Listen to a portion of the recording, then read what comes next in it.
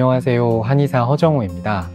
오늘은 가족력에 대해서 좀 이야기해 보려고 해요. 암이 정말 가족력에 영향을 미치는지가 궁금해서 좀 원장님께 여쭤보려고 합니다. 주위에 보면 우리 부모님이 50대 암에 걸렸는데 저도 걸린 것 같아요, 또는 저도 걸릴 확률이 높나요? 이런 질문들이 많은데 이게 정말 어느 정도 영향이 있고 어떻게 역할을 하게 되는지 좀 이야기해 주세요.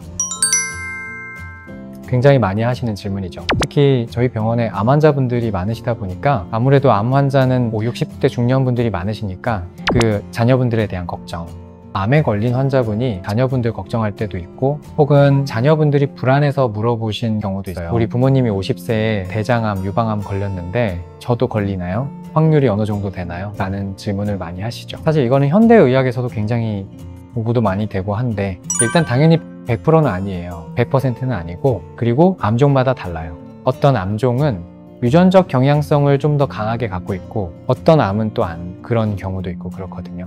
통계를 100%라고 할 수는 없지만 유전적 경향이 좀 더 강한 암들이 몇 개 있어요. 대장암, 유방암, 전립선암 이런 것들이 있는데, 대장암을 예를 들어 볼게요. 대장암 같은 경우는 1차 가족 중에 누군가 걸린 사람이 있다라고 하면 기본적으로 나는 2.2배 정도 확률이 높아져요.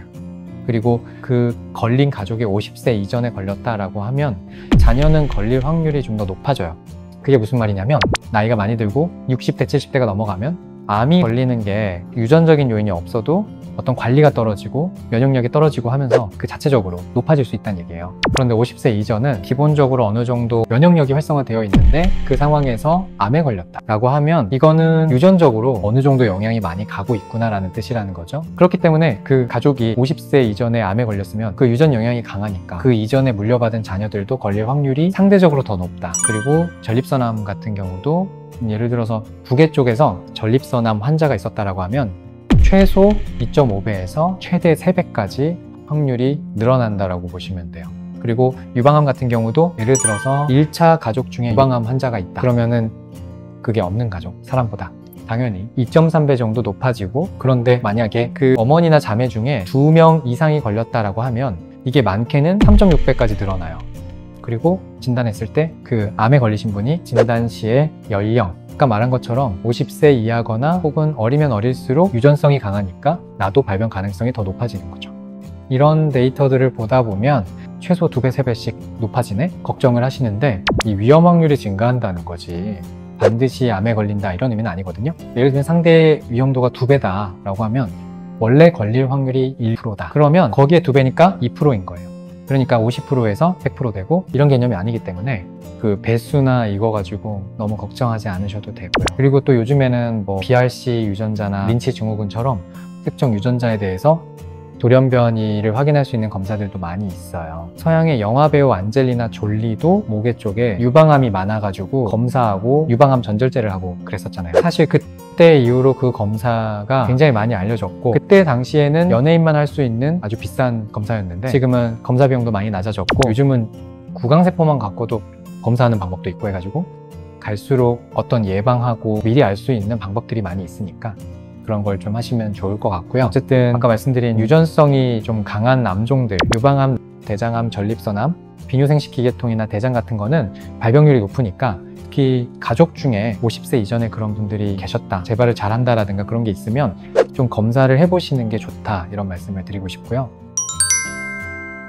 이 유전이 체질하고도 이 일맥상통하는 경향이 있는데, 우리가 보통 유전이나 체질이라고 하면 어떤 몸의 상태, 타고난 상태 만을 생각하기 쉬운데, 실제 우리가 가족력이라는 개념을 조금 넓게 해석을 해볼 필요가 있는 게, 타고난 몸뿐만이 아니라 어떤 생활 습관도 사실 물려받게 되는 경우가 많아요. 왜 그러냐면, 예를 들어서 부모님이 매일 부부싸움을 하고 굉장히 신경이 날카롭고 스트레스 많이 받고 있는 환경이에요. 그 자녀들이 스트레스를 안 받을까요? 당연히 받을 거 아니에요. 항상 어떤 안 좋은 분위기 속에서 긴장하고 스트레스 받고 해서 이렇게 성인이 돼서도 그런 영향으로 안 좋은 정신적, 육체적 상태를 경험하신 분들이 많이 나오잖아요. 그거는 넓은 의미로 보면 가족력에 해당된다고 저는 해석을 해요. 그리고 부모님이 맨날 인스턴트 시켜 먹고 늦게 야식 먹고 해요. 그러면 그 자녀들이 그 영향을 안 받을까요? 같이 먹게 되겠죠, 당연히. 맨날 고기만 먹고 야채 하나도 안 먹고 식이섬유 하나도 안 먹어요. 그러면 자녀들도 그 식습관을 잡겠죠. 예를 들면 이런 경우들이 있어요. 이게 부모님이 한 분은 아버지가 육식 체질이고 어머니가 채식 체질이에요. 근데 자녀들은 둘 중에 한 체질을 물려받게 되는데 자녀들이 채식을 해야 되는 체질이 나왔다고 칠게요. 요즘은 좀 다르지만 예전만 해도 아버지의 식습관을 좀 따라가는 경향이 있잖아요. 어머님이 아버지 입맛에 맞게 고기 반찬을 많이 해줬어요. 그리고 어머니도 어쩔 수 없이 고기 먹었고 아이들도 부모님이 주니까 또 먹었어요. 그러면 이 아이들은 채식을 해야 되는 체질인데도 고기를 먹는 게 익숙해졌기 때문에 이게 내 몸에 맞다, 내 입맛에 맞다 라고 착각하기가 쉬워요. 그럼 이 아이들은 채식 체질인데 계속 고기를 어려서부터 먹다 보니 당연히 암에 대한 발병 확률이 높아지겠죠. 그 아버지는 육식 체질이어서 육식을 많이 하신 분들은 암이 안 걸릴 수도 있어요. 꼭 채식을 많이 하지 않아도 근데 이 아이들은 몸 상태가 다르기 때문에 그 확률이 더 높아져 버리는 거죠. 즉 우리가 가족력이라고 하는 거는 그런 유전적인 것뿐만 아니라 생활 습관까지 고려를 해야 된다. 그리고 가족뿐만 아니라 내가 나와서 생활하는 어떤 사회 환경이 안 좋을 수도 있잖아요. 어릴 때 유치원이나 초등학교 다니는데 굉장히 학급 분위기가 안 좋거나 선생님이 너무 엄격해서 내가 어떤 스트레스가 많이 쌓이는 상황이었다든가 이럴 수 있잖아요. 아니면 이 성인이 돼서도 회사에 취직을 했는데 굉장히 엄격한 분위기에 스트레스 받는 환경에 내가 최소 몇 년에서 십수년 노출되어 있었다고 하면 그 사람은 스트레스로 인한 병의 확률이 되게 높겠죠. 그래서 일단 기본적으로 지금 제가 이야기한 것들은 어떤 삶의 환경, 생활 습관 이런 영역이잖아요. 그래서 가족력이라는 걸 볼 때 유전적인 것뿐만 아니라 생활 습관 및 삶의 패턴 이런 것들도 같이 고려를 해야 된다.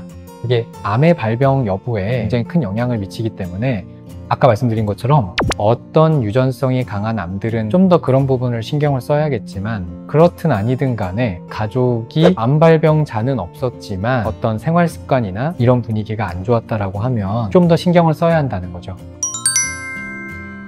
내가 그러면 유전적으로 우리 부모님 내지는 친인척 중에 암이 있었고 그래서 내가 발병 확률이 높다라고 하면 나는 그럼 도대체 어떻게 해야 될 것이냐. 기본적으로 확률이 높으니까 건강검진을 꾸준히 하는 게 당연히 중요해요.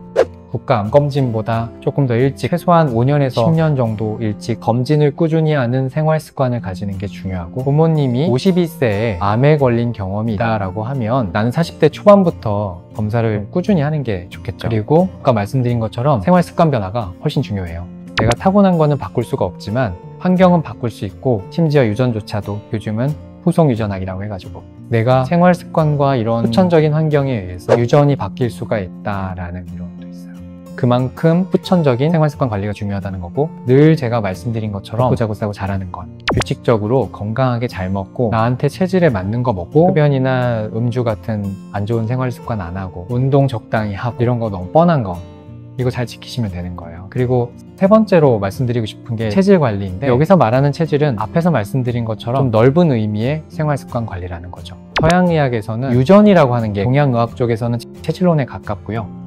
그리고 한의학에서는 양생이라고 해가지고 생활습관 되게 중요하게 생각하는데 한의학은 오장육부를 중심으로 보는 경향이 있거든요. 오장육부가 어디가 실하고 허하고 이런 균형을 맞추는 거, 그다음에 기혈이 잘 흐르는 거, 그리고 체내 담음이나 어혈 같은 거. 담음이나 어혈이 요즘 말로 하면 노폐물이에요. 내가 안 좋은 생활습관을 갖고 안 좋은 걸 먹거나 운동을 잘 안 하거나 대사가 원활하지 않을 때 대사산물이 자꾸 찌꺼기로 쌓여가지고 몸에 쌓이면 그게 뭐 담음 내지는 어혈 여러 가지 이름으로 존재하는데 그런 거를 잘 제거를 하려면은 결국은 운동을 하든 잠을 잘 자든 여러 가지 노력을 통해서 장부 균형을 맞추고 대사를 좋게 하고 순환을 좋게 하고 이렇게 해야 된다는 거죠. 그래서 그렇게 되면 심지어 유전력이 있는데도 암 안 걸리고 잘 사시는 분 많이 있잖아요. 그렇게 될 수 있다는 거죠.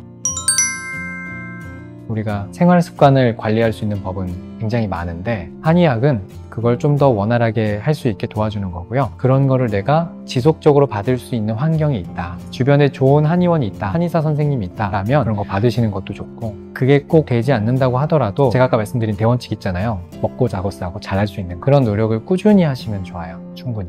그리고 말씀드린 것처럼 가족력이 있다는 거는 어떤 확률이 높아졌다는 경고등인 거지 그것 자체가 어떤 사건이 발생한 건 아니잖아요. 그래서 후천적으로 내가 생활습관 관리 잘해가지고 관리 잘하면 가족력이 있어도 발병되지 않고 잘 살 수 있다라는 거 염두에 두시고 너무 불안해하지 않으셨으면 좋겠습니다. 마치겠습니다. 감사합니다.